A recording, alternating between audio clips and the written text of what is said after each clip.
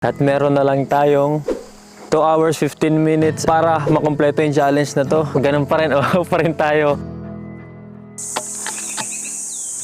Ayan. Breakfast. Sa puntong to, dahil wala rin talagang laman ng tiyan ko, ay gusto ko nang kainin ng tinapay. Ay, guys!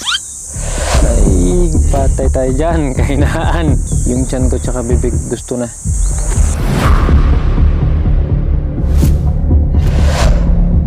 Ay, silang may 2 oras na lang tayo para makasurvive. Tutuloy na natin to. Tinanong ko yung mga katutubong mangyan sa baba kung meron na bang nakapag-outreach sa kanila gaya ng mga private organization o mga vloggers. Ang sabi nila, wala. Tayo yung first na nakarating sa lugar nila at ilang oras simula ngayon makapagbigay tayo ng happiness sa mga mukha nila. 5 minutes na lang. Malapit na tayo makasurvive.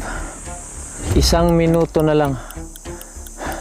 Sabi gusto ko nang uminom. Grabe, ito na. Sobrang lapit na lang, segundo na lang. Sabay-sabay tayo bilang 10, 9, 5, 4, 3, 2, 1.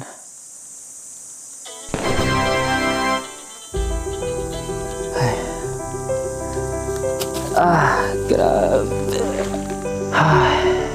Woo!